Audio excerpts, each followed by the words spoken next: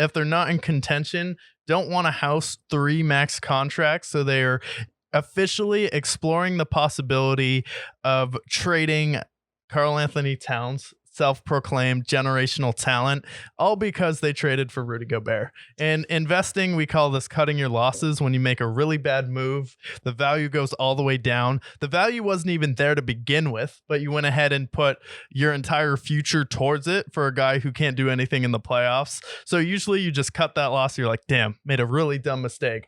Now they're like, no, actually, we're going to trade Karl Anthony Towns, who actually has talent on offense. Yeah, no, you mentioned you're cutting your losses in the finance world. This is like them stocking up on Bed Bath & Beyond. Bed Bath & Beyond stock goes kaput, and they're like, damn, we got to cut our losses. Let's sell all of our Apple stock. Yeah. It's like, great idea, Minnesota. Always making the best move possible.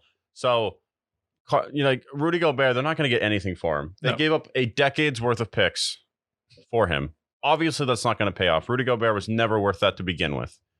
But you're trading you're trading Karl Anthony Towns, somebody who is of actual value. Someone like Golden State would love to have him.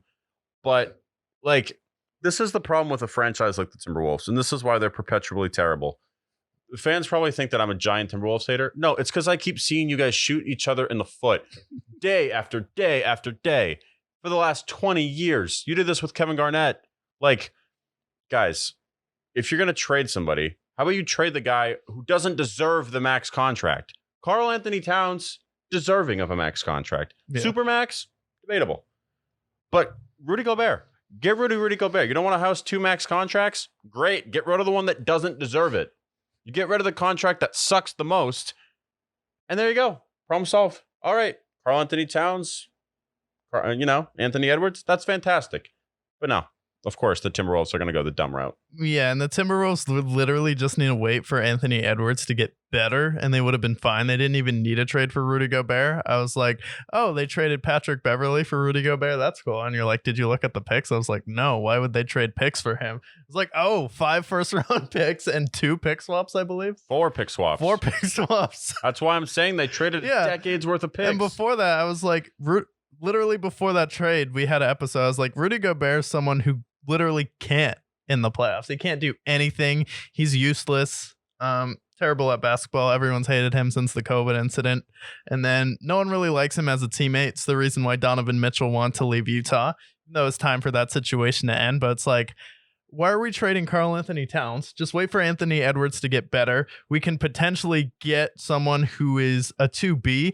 Because with Karl Anthony Towns, you could get a really good defender, like a 2A, 2B. Maybe you could have worked something out with Boston where you could have traded for Marcus Smart and been in that 3-team deal. Like a Marcus Smart for that team would be a huge upgrade. Then you go out there, get yourself another scorer off the bench, or you explore the possibility of tying Rudy Gobert in a package for Steven Adams. Like, can we get Steven Adams, like, who's just been rotting in Memphis for a while and they don't really use him? It's like, get something of value for Rudy Gobert. Just get a player back who can rebound and block shots.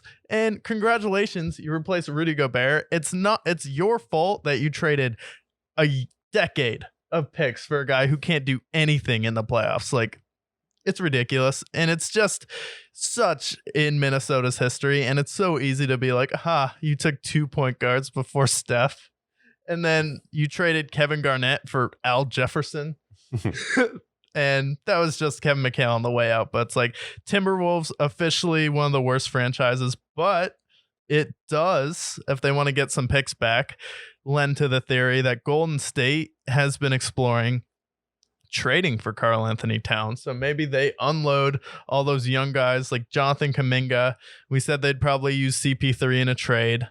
That's realistic, definitely. So you send CP3. Now they have a point guard on that team with Kuminga. You get another big to replace Karl Anthony Towns. Wouldn't want to send Wiggins back there, but I would honestly consider trading Clay in a package for Karl Anthony Towns, and it's not crazy. No, that's not crazy at all.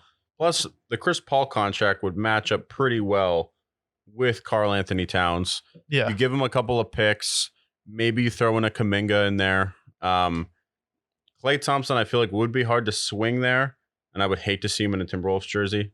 But that's a contract. That's a trade that like I think they're getting a decent value for. You get your point guard, you get your draft capital that you desperately lost, giving up a decade's worth of picks, and then you get a couple of shooters on your team. You get another big man that can fill in somewhat of a role for that team. So